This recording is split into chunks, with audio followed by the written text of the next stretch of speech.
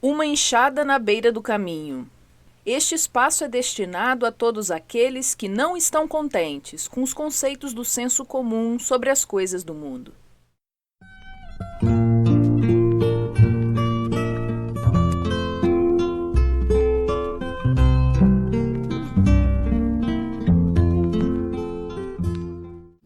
Queridos ouvintes, sejam bem-vindos ao nosso programa de hoje. Recebemos aqui o nosso caríssimo amigo Caliban Calitz, que retorna para responder perguntas sobre o corpo fluídico de Jesus Cristo e a opinião das maiorias.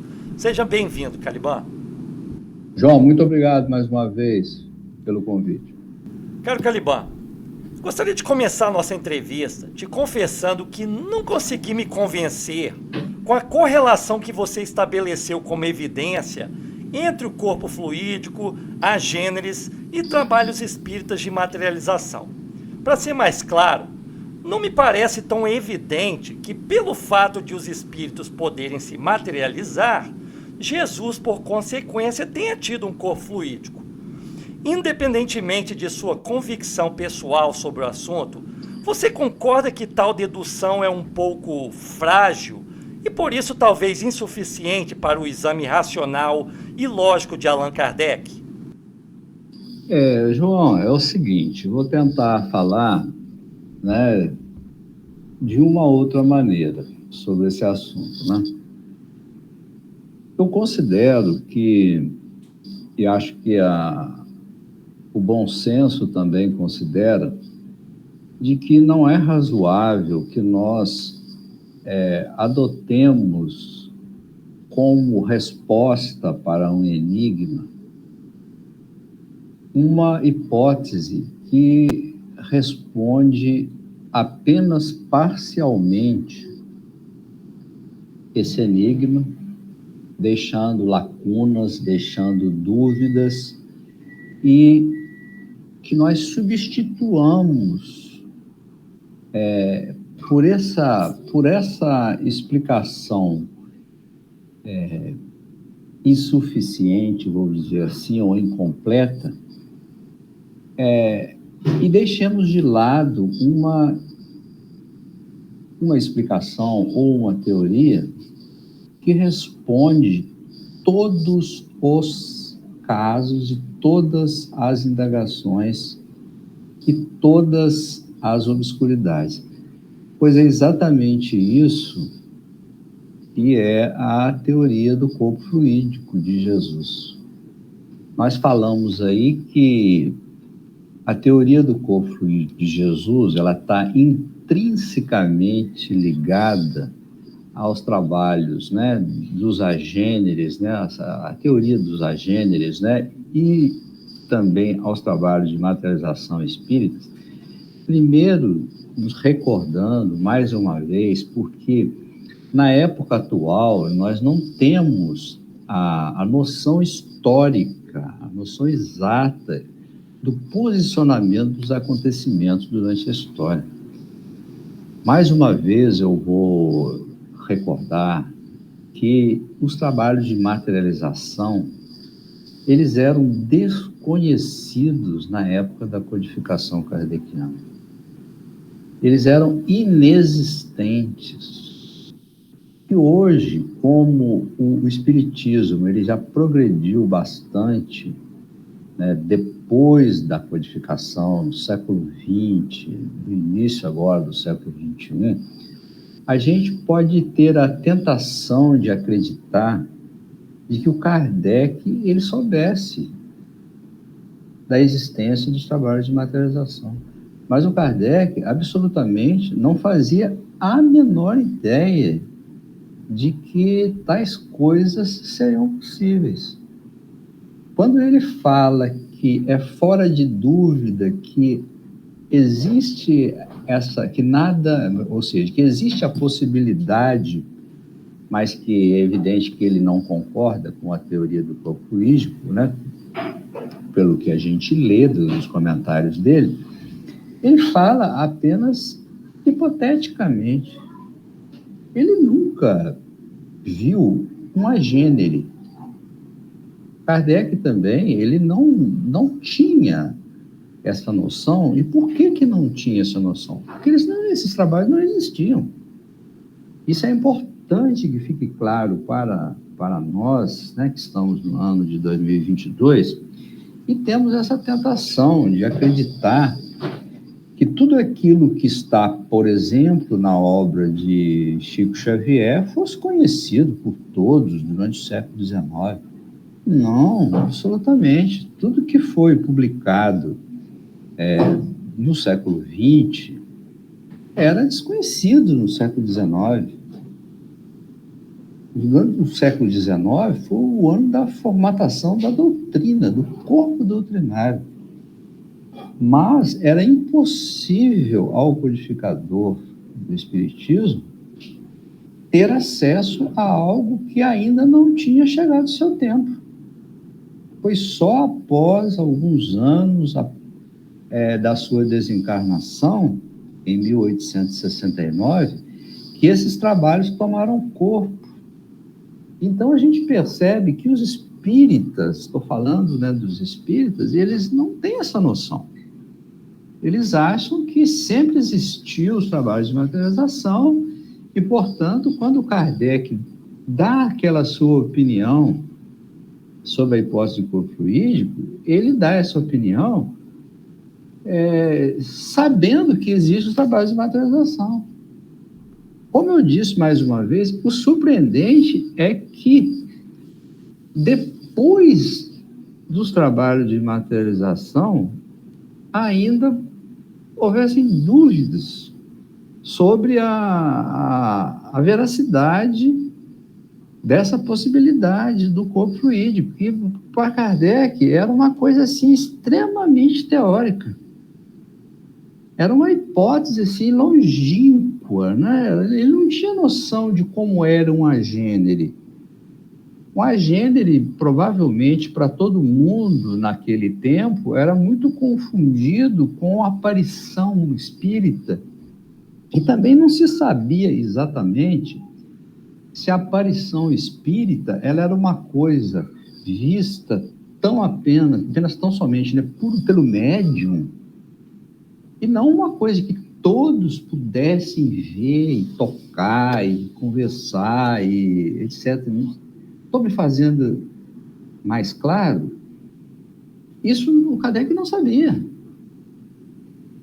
As aparições existem assim, na teoria de Kardec, digamos assim, uma imprecisão de como elas aconteciam. Tanto que na própria obra do codificador, você vai ver falar-se de mediunidade da clarividência juntamente com a aparição. É como se as aparições, elas, na mente lá do Kardec, lá, de certa forma, se confundissem com as vidências dos médiuns. Então, é o que o escritor Luciano dos Anjos falou, ele falou que não era, que Jesus, ele não era um espírito fumacinha. Não seria aquela forma que algo você tentar tocar, ele se desvanecesse no ar. E essa é a impressão que passa para nós, decorrido esse tempo, do que Kardec estava pensando em relação a essa teoria. Ele não podia fazer outra ideia de que fosse diferente, porque ele não conhecia. Não sei se eu estou sendo muito repetitivo. Os trabalhos de materialização, eles vieram confirmar a possibilidade que no tempo de Kardec era apenas teórica, de que um agênere pudesse ser examinado num experimento científico espírita, como os experimentos feitos por William Crookes, como eu disse na entrevista passada. O Crookes chega a cortar uma mecha de cabelo do espírito materializado, e esse cabelo ele é diferente do cabelo da médium Florence Cook. E isso, com certeza, Allan Kardec não tinha esse conhecimento. Allan Kardec sabia bastante coisa, mas ele sabia das coisas que estavam acontecendo no seu tempo, né? Daquelas que ocorreram posteriormente, ele não poderia ter esse conhecimento, a não ser numa suposição, que é o que ele considerava a teoria do corpo fluídico, como uma suposição longínqua, uma coisa, né, que estava apenas no campo teórico, né? Não é uma coisa em que ele pudesse tocar, que ele pudesse comprovar mais concretamente, né? E quando eu falo para você, João, que as teorias de explicação dos evangelhos, sem a teoria, né, sem o corpo fluídico, elas são insuficientes. Há necessidade obrigatória de que determinadas partes dos evangelhos sejam suprimidas. Há necessidade de que outras partes do evangelho sejam relativizadas. Ou seja, o exegeta, o estudioso, né, ele vai falar assim, essa parte aqui, isso não aconteceu, não houve esse sonho de José, não houve a aparição do espírito Gabriel, né, do anjo Gabriel a Maria, né? Não houve nada disso, isso é uma criação. Jesus não desapareceu no meio da multidão quando tentaram jogá-lo do barranco, né? Isso não aconteceu, isso foi um exagero. Jesus não multiplicou os pães, não fez isso. Então, a gente observa, então, que há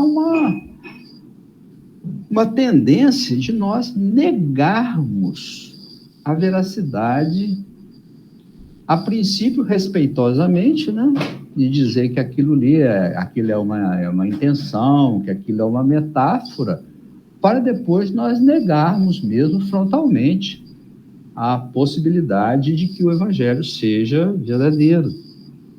Então, eu vou voltar no início do meu raciocínio aqui. Rejeitar uma teoria que tudo responde e substituir por outras teorias, ou por nenhuma teoria, né, que não respondem, ou que respondem apenas parcialmente, isso não é um critério cientificamente responsável. Não estou falando nem de filosofia, de religião, estou falando de cientificamente, se uma hipótese ela atende a todas as dúvidas, ela é uma hipótese melhor, pelo menos por enquanto, né? Vamos dizer assim, eu vou dizer que pelo menos por enquanto a teoria do corpo fluídico, ela está na frente. É o que nós dizemos com relação à teoria do corpo fluídico. Não é razoável nós negarmos simplesmente porque o Kardec não presenciou esses fenômenos, né? Quando a gente fala que Jesus era um agênere, na nossa opinião, e na opinião de muitos espíritos e de muitos espíritas eminentes, nós não estamos falando de nenhum absurdo, não. Nós estamos tentando encontrar a explicação para a integridade do que é descrito nos evangelhos. Então, o mais fácil é você cortar um pedaço do evangelho e jogar fora, mas nós não queremos fazer isso. Nós não queremos fazer isso com os evangelhos, com os 4 evangelhos, né, Mateus, Marcos, Lucas e João, que foram considerados por todos os eminentes estudiosos, né, que se debruçaram durante séculos sobre esses temas, foram considerados evangelhos autênticos. Existem muitos que não foram considerados autênticos, mas esses 4 evangelhos foram considerados autênticos, foram aproximadamente, com um grau de precisão muito grande, aquilo que foi escrito na época em que foram escritos. Eu acho que é uma questão mesmo de de respeitar o critério científico, né? Eu acho que negar simplesmente porque a gente não gosta, isso não é um bom critério, não. Se surgir uma outra teoria que responda a tudo, pode ter certeza, né, que eu estudarei essa teoria. Se essa teoria responder a todos os enigmas do Novo Testamento. Não está escrito lá, Jesus é sem pai, nem mãe, nem genealogias? O que significa isso? O que significa dizer, eu sou o pão que desci do céu? O que significa, né? Quem é minha mãe e quem são meus irmãos?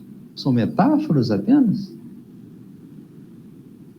O que significa falar, por exemplo, assim, eu sou lá de cima, vós sois cá de baixo? É arrogância de um judeu aí prepotente? É isso? Vou ficando por aqui, João. Não sei se respondi, mas pelo menos tentei responder, tá? As suas dúvidas e de outras pessoas, né? Que evidentemente têm as mesmas dúvidas sobre isso, né? Corpo fluídico, a gênesis e materialização se completam uns aos outros, né? Completam uns aos outros. Então é importante, volto a frisar, tá? Importante que não existia um trabalho de materialização na época de Allan Kardec. Não existia. Hoje, muita gente, ao estudar o Espiritismo, pensa que sempre existiu. Então, se eles falam assim, que Kardec já sabia, então o trabalho de materialização não responde.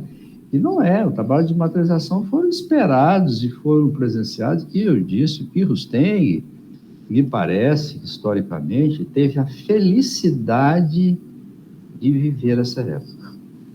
De viver um pouco mais, de viver essa época e de desencarnar tranquilo, né? De que aquelas ideias que vieram através da psicografia mecânica da senhora Culiona estavam ali para ser comprovadas, né? O surpreendente para mim é que essa hipótese tenha sido descartada após a existência dos trabalhos de materialização. Isso é que me causa surpresa. Me causa, como dizia antigamente, me causa espécie, né? Me causa surpresa que eminentes estudiosos do Espiritismo não tenham percebido isso. De onde a gente parece acreditar que ser mais uma questão de uma, como é que eu vou falar? Uma predisposição negativa com relação à ideia, né? Como é que se chama isso? Preconceito, né? Um preconceito contra a ideia. Está errado, não obstante todos os argumentos em favor da ideia, que responde a todas as lacunas, né, dos evangelhos, e eu nego isso. Isso é sensato? E escolho hipóteses que não respondem, que deixam na dúvida, principalmente que instalam a desconfiança e a incredulidade sobre os evangelhos. Espero ter sido mais feliz, né, nessa explanação do que da anterior. Muito bem. Caliban, é de se observar que vários espíritas célebres e dedicados do passado e do presente não acreditaram ou não acreditam na teoria do corpo fluídico. A título de exemplo, lembramos que Herculano Pires e Ernesto Bozano, para citar alguns, combateram vigorosamente tal teoria no meio espírita. Isso não te faz duvidar nem um pouco da sua crença? Quando eu era mais jovem, isso poderia ter me assustado um pouco, né? Devido ao respeito que tinha pelos estudos do professor Ernesto Bozano, principalmente, né? Isso me assustava, porque eu não conhecia muito profundamente o conhecimento de Bozano, na verdade, não. Eu conhecia a fama que ele tinha, né? Então, o Bozano, ele, na crítica que ele faz aos 4 evangelhos, ele demonstra não saber qual o título da obra. É uma falha muito grande. Ele fala assim, como se pode ter um livro chamado A Revelação das Revelações? E não é esse o título da obra.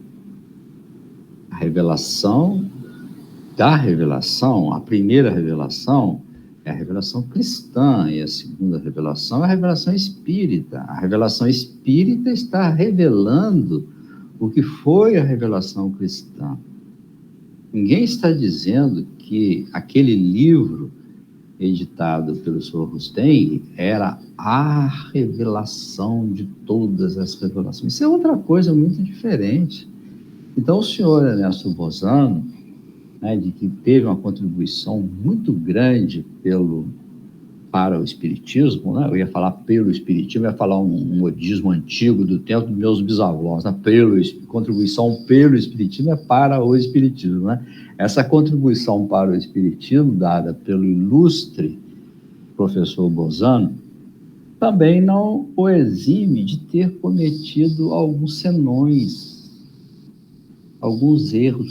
Bozano não compreendia muito bem o que era o processo de incorporação mediúnica, também chamado de psicofonia, né? Ele chama isso e mistura a palavra incorporação com encarnação. Ele não sabe se definir com clareza nesse tema, né? Então, quando você começa a estudar mais, você adquire o direito de criticar os seus ídolos.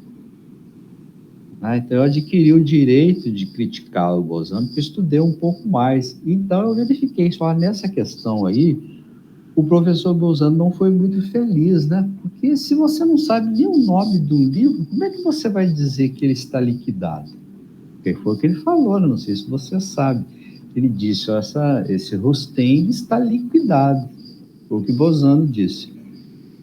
Então, como é que você liquida uma coisa que você não sabe sequer o nome?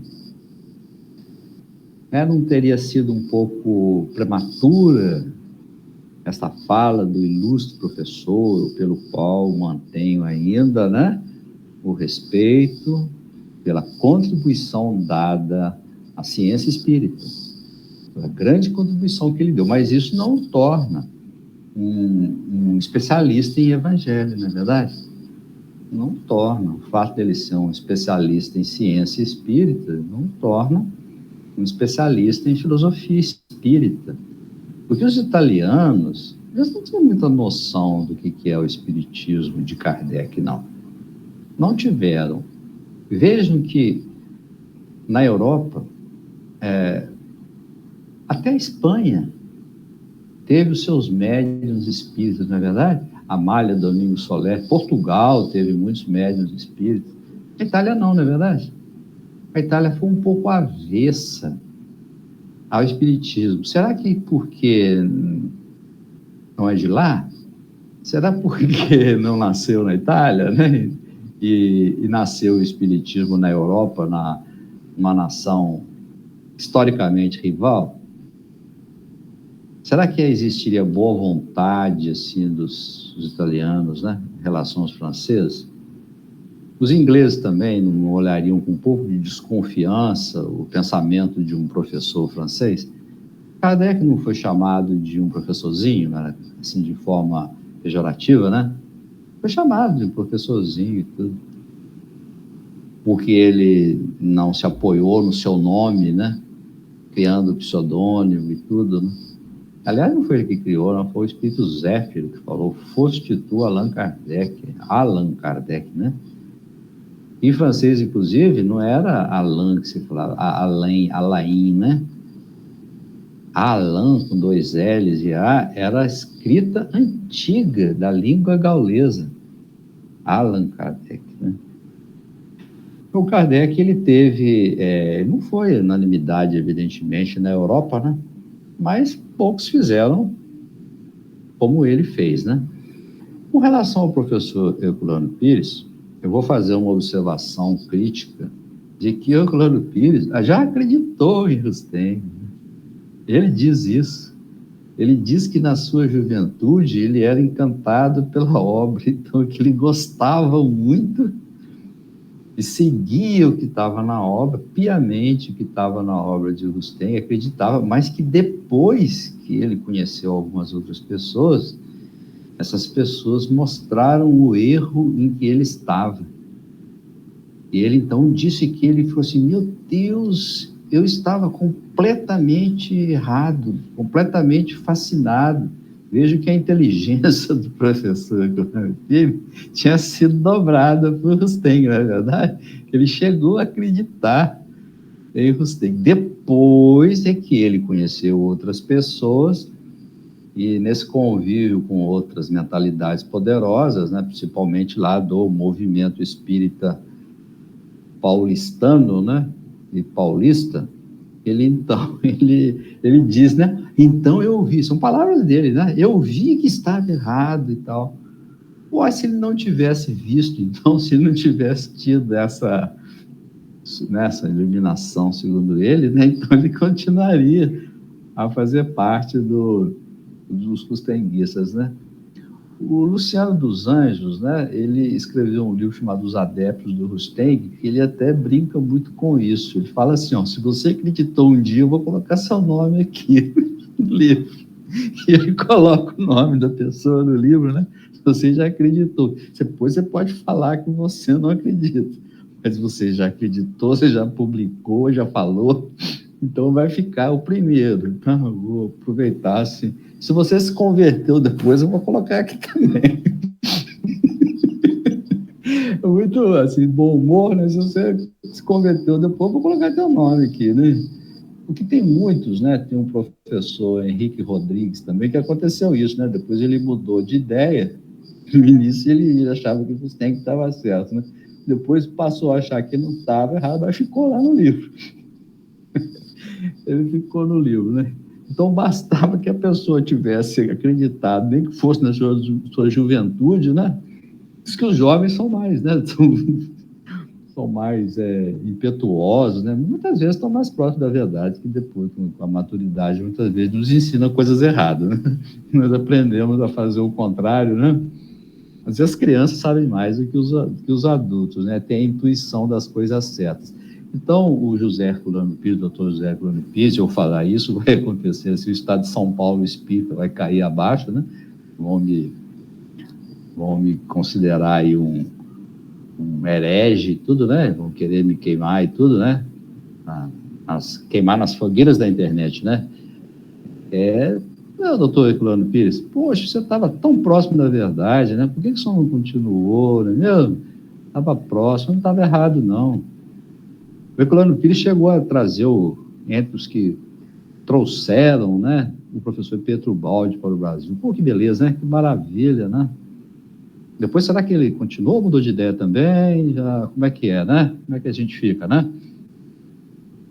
Vamos sempre, então, respeitar as grandes mentes, né? Mas nem todo mundo é assim, tem sabichão assim, não, tá? Não existe isso de ser sabichão em tudo, não. Então, essa teoria, embora seja pouco acreditada e tenha caído até em desuso, né, e muitas vezes combatida aí, né, asperamente por esses estudiosos, me faz lembrar da questão do Paulo de Tarso. Paulo de Tarso também não achava que o evangelho era uma heresia, que eles eram criminosos, que eles eram prestidigitadores, feiticeiros e tudo, né? E depois ele não teve que dar a mão ao palmatório.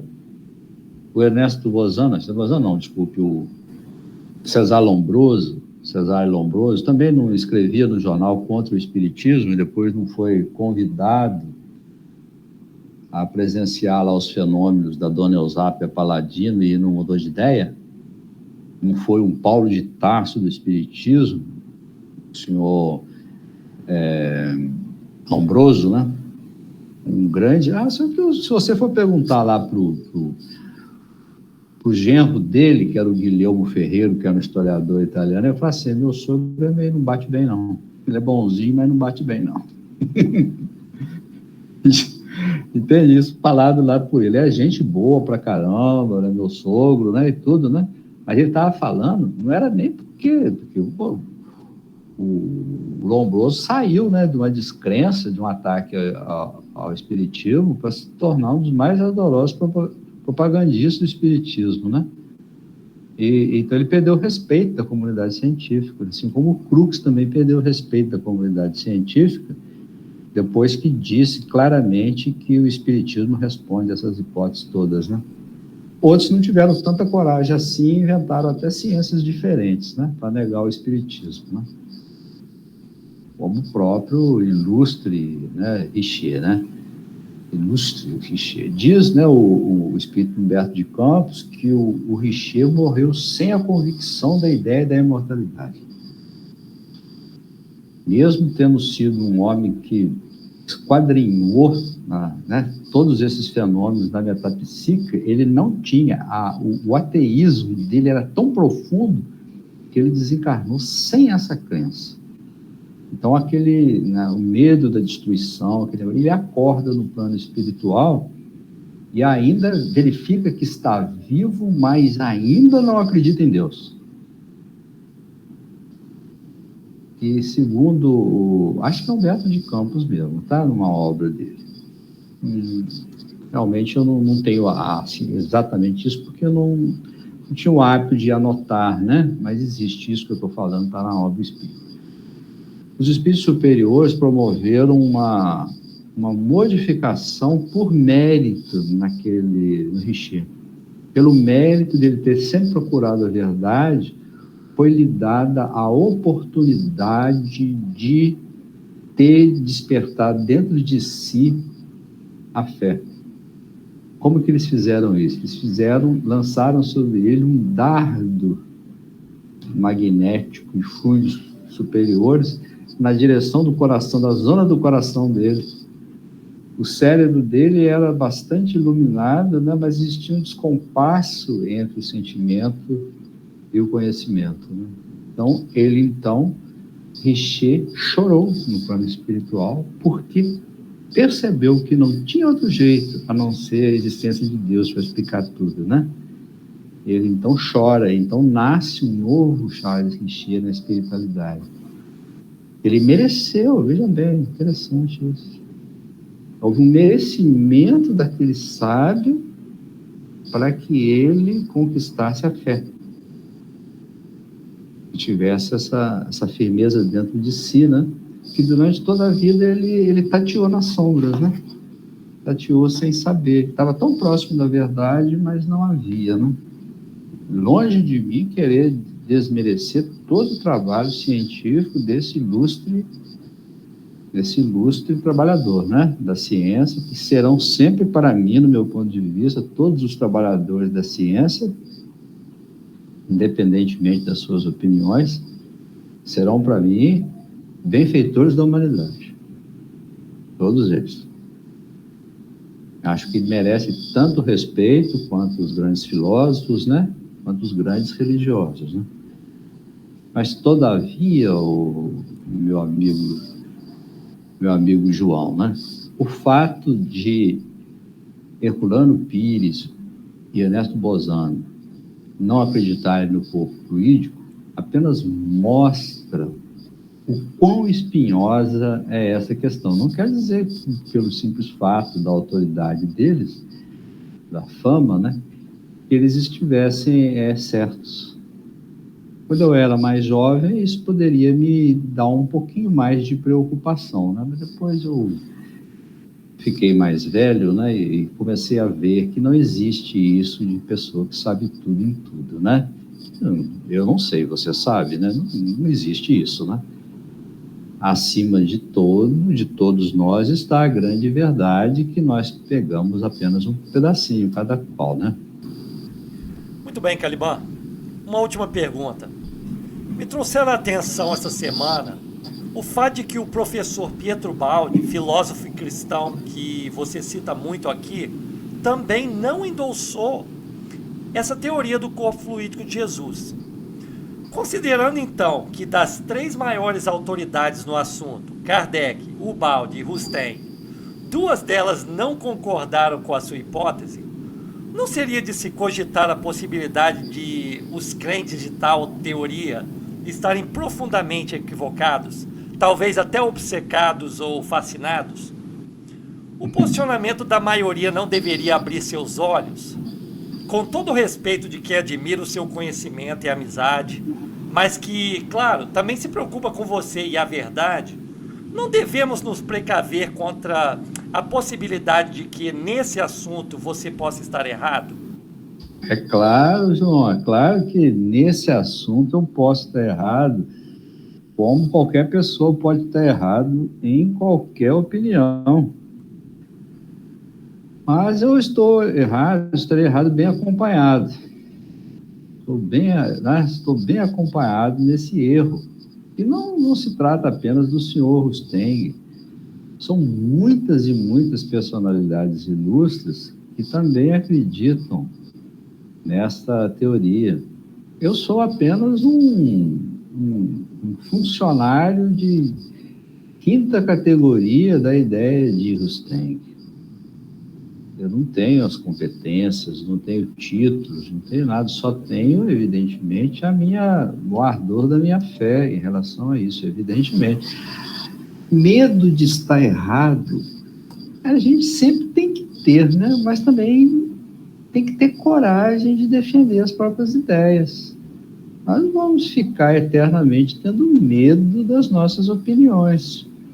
Então, se eu tenho medo de estar errado, e isso, de certa forma, é bom, mas de tal maneira que isso não me paralise, né? Não é a maioria que me preocupa, não. Você falou aí de Ubaldi, ele não endossou, mas eu não vi em lugar nenhum da obra dele que ele tenha condenado também. Né? Realmente ele não aparece como defensor, não cita o nome de Rusteng, né? Ele cita o nome de Kardec, né? Não cita o nome de Rusteng, mas isso não quer dizer que ele fosse contra, pelo menos na minha opinião. Se ele tem uma certa resistência a acreditar, isso é explicável, né? Porque é uma coisa meio inusual para ele. Se o espiritismo para ele era um pouco de difícil absorção para Tetubaldi, e isso é verdade para quem lê os seus livros, né, e vê algumas opiniões sobre ele, o Baldi não entendeu que ele era um médium intuitivo. Não está lá na codificação, o livro dos médiuns, né? Os médiuns intuitivos e tudo, encaixa perfeitamente em tudo que o Baldi falava de si mesmo, né? E o Baldi, em nenhum momento, ele fala que ele é um médium intuitivo de acordo com o livro dos médiuns. Parece que essas pessoas, eles não leram. Você acredita mesmo que Allan Kardec leu os 4 evangelhos todos? Não acredita mesmo? Ah, você não teve tempo, né, João, para ler uma obra muito volumosa, né? Você já leu? Quem foi que leu todas as obras do Karl Marx? Você já leu? Eu não li, não. Eu li uma coisa, a gente vê citações, né? Ninguém lê tudo assim, não existe isso. Você leu todas as obras do Freud? Já leu? Todas as obras do Freud? Aliás, eu estava assistindo um psicólogo, né? E ele falando das obras, né, do Freud, ele falou assim que a pior tradução que existe no mundo é a do português, das obras de Freud. É melhor você ler no alemão, aprender alemão e ler, porque a tradução que chegou aqui no Brasil é uma retradução do alemão para o inglês, do inglês para o francês, do francês para o português.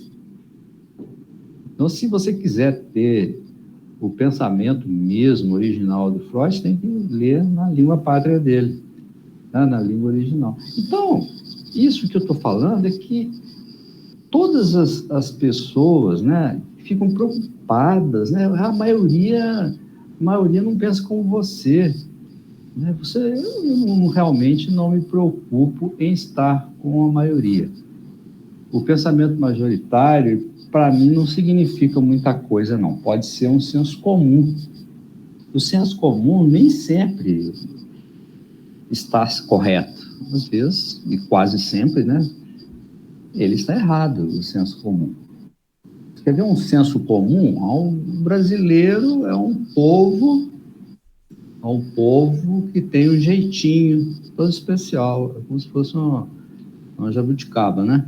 O brasileiro, ninguém tem jeitinho no mundo todo. Se você discutir com a maioria das pessoas, você não, brasileiro, existe o jeitinho brasileiro, não existe? O mundo acha que existe. Ninguém emprega parente na Alemanha, nos Estados Unidos, na Suécia. Será? Ou seja, né, isso é vou falar uma expressão assim, mas com respeito, tá? São as bobagens da nossa inteligência, né? Da nossa inteligência. A gente acredita em coisas que todo mundo acredita naquilo, e aquilo não tem fundamento nenhum. Então, eu não me preocupo, não. Eu me preocupo, sim, na coerência dessa teoria. Agora, será que eu estou fascinado, ou o Rustem ficou fascinado, obcecado por essa ideia? Pode ser, né? Pode ser que eu seja obcecado por essa ideia. Mas essa ideia é uma ideia tão bacana, tão bonita, né, que a gente está obcecado por uma ideia bonita, não, é quase que uma coisa boa, né? Os cristãos não tinham obsessão lá pelo Evangelho de Jesus, pela vida eterna, que eles davam até a sua própria vida, né? Eles eram os loucos daquele tempo, não eram?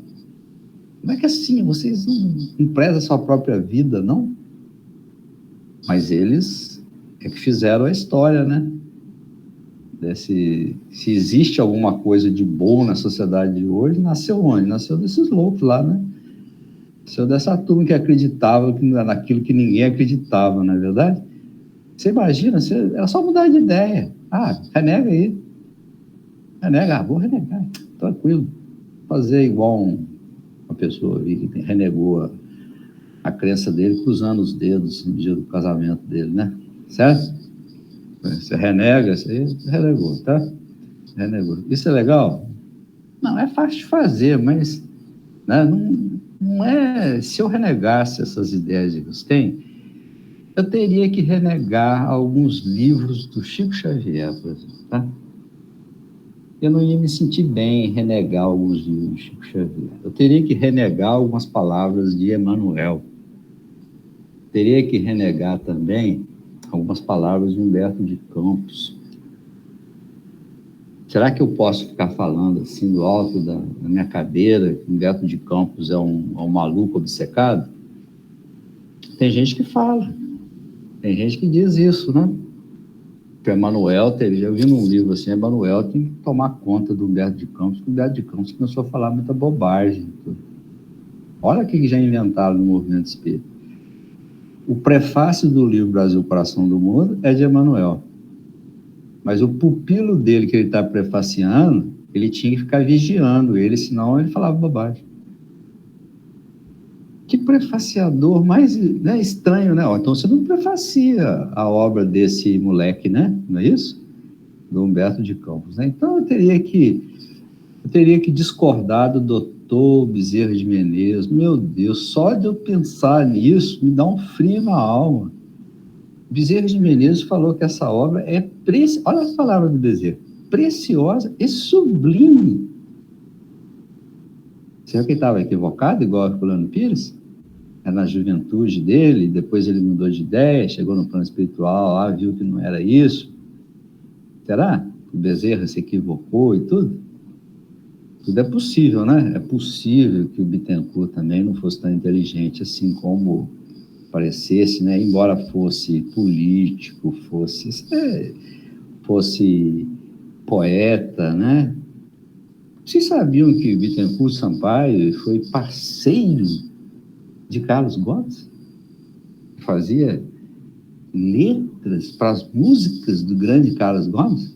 Quem é esse Bittencourt Sampaio? Quase ninguém conhece, né? Vocês sabiam que ele foi presidente do estado no Brasil chamado Espírito Santo? Vocês sabem disso? Não sabem, né? Também a gente não sabe quem é esse sujeito, né? Bittencourt.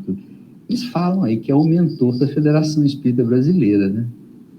Será que é tudo, né? Ou será que é um Bittencourtzinho qualquer, né? Então, Então, gente, para mudar de ideia, eu teria que ir a cada um dessas pessoas que eu respeito tanto. Só o Chico Xavier, né? Ah, o Chico Xavier, não. Você está falando aí que o Chico, ele... Não, o Chico falava assim, nossa causa. Nossa causa. Deus tenha. Não vamos faltar com a verdade, não. Isso aí está escrito. Isso está no livro Testemunho de Chico Xavier. Ele falando isso, né? Ele falava assim, que a pessoa escrevia para ele, né? Dizendo assim, que tinha uma teoria lá para... melhor que a teoria do corpo fluídico. Aí ele recebia a teoria lá do espírita lá, até tem um espírita lá do Paraná que mandou para ele tudo, né? E ele leu, né, toda a teoria e falou assim, esperava mais, tá? Esperava mais, ideias mais, né? Porque só atacar, isso não explica, né? Você falar que você não acredita e você desqualificar o seu oponente intelectual, isso não é muito bacana. E nós temos que, se há uma coisa que nós temos que aprender na vida, é aprender a dar voz para quem não tem voz. Nós temos que aprender que a maioria, muitas vezes, sufoca a minoria. E democracia, aqui na Terra, pelo menos, não sei se a democracia ela existe aí nos planos espirituais, mas aqui na Terra, a gente tem que dar voz para a diversidade. Nós não podemos massacrar aqueles que estão na minoria. Não foi assim que começou a história do catolicismo, como já disse para vocês, essa tentativa de sufocar as vozes da minoria. Então, os Tengue é minoria, pode ser que seja minoria hoje. Pode ser que hoje existam posicionamentos de conveniência política, de muita gente que lá no fundo do coração acredita, mas tem vergonha de admitir. Isso acontece muito. Tem medo de falar por causa das críticas que vão receber. Porque quando você está com um pensamento minoritário e todos estão mirados contra você, é difícil você resistir, né? Ou você muda de ideia para ficar junto com a maioria, mas você não mudou de verdade, né? Você enganou a maioria, tá? Você fingiu que está acreditando. Ou você fica ali exposto, né, à crítica de todos, muitas vezes as pessoas te desqualificando. E a desqualificação mais ignóbil que pode haver nesse campo é te chamar de, não de obcecado, tá, mas de obsediado. Falar que por uma simples ideia que você tem, você se transforma automaticamente numa pessoa necessitada de preces, de passes e tudo, né? Será que o Bezerra precisava de tudo isso também? Tudo, preces, passes e tudo, né?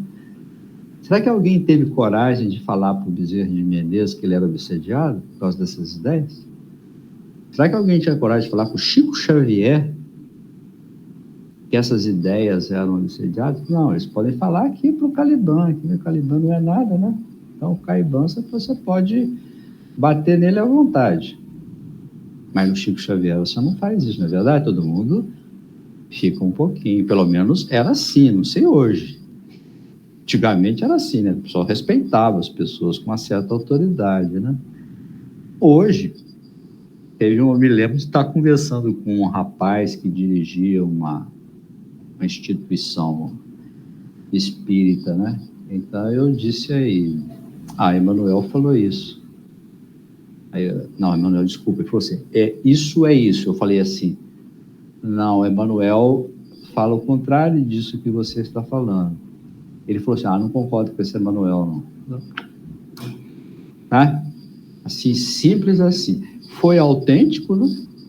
Foi autêntico, na sua impetuosidade, né? Já li pessoas falarem assim, esse Emanuel aí é um português machista. Pessoas de renome do movimento espírita falaram isso. Emanuel é um português machista. Olha que redução, simplesmente porque você não concorda com uma ideia, né? Então você já desqualifica a pessoa. O Rusteng, por exemplo, o que faltou falar que Rusteng era avarento, isso? Falaram isso do Saião, né? Ele era avarento. Ele não dava a festa de graça, né? Lá no Rio de Janeiro, então ele era avarento. Ficar sozinho não é confortável, mas vamos lembrar que muitas vezes o próprio Jesus ficou sozinho. Saía do meio da multidão, né? Pela incompreensão dos seus próprios discípulos. Né? No dia que ele entra em Jerusalém, ele está pensando em uma coisa e os discípulos estão pensando em outra. E Cristo está triste por verificar que aquela ideia, né, que ele quer passar, absolutamente é compreendida e não seria compreendida naquela época. Quem sabe até hoje, né? Muito do cristianismo ainda seja não compartilhada, né, no fundo do coração das pessoas, não é verdade? Vai falar assim, esses loucos, né? Esses loucos que acreditam nessas utopias de igualdade, né, de liberdade e de fraternidade. Não é assim que falam? Dizem para a gente aí que isso, eu ter alguma coisa em comum com outra pessoa, isso é uma heresia, um crime, é pior que matar. Não dizem isso? Será que isso é verdade? Também vamos ficar aí nas minorias, né? Eu gosto de Esperanto. Quase ninguém fala, né? Por causa disso, não é uma língua bonita? Porque ninguém fala. Olha, eu vejo que as pessoas hoje não gostam de escrever direito. Por causa disso, quem gosta está errado? Quem gosta de seguir as regras da gramática é o quê? É um bobo alegre? Tem muitas coisas que nós não acreditamos, mas com certeza um dia nós vamos acreditar, não é verdade? Assim espero, né? Considero que a ideia de Rusteng, no movimento espírita e espiritualista brasileiro e mundial, seja aquela pedra de toque, é aquela sobre a qual essa pedra cai, ela arrebenta. E quem tentar derrubar essa pedra vai se dar mal também, essa é a minha opinião. Quando nós permitimos a entrada desse autoritarismo no meio espírita, nós estamos ajudando a entrada das falanges da sombra. Aí sim. Não é a sombra, Rusteng não é a sombra, não. É quando nós proibimos as pessoas de emitir as suas opiniões.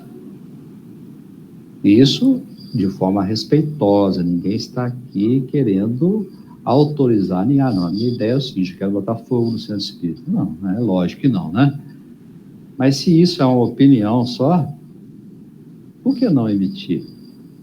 E a gente observa tristemente que se fala cada vez menos sobre esses assuntos, muito sufocados pela tal opinião da maioria.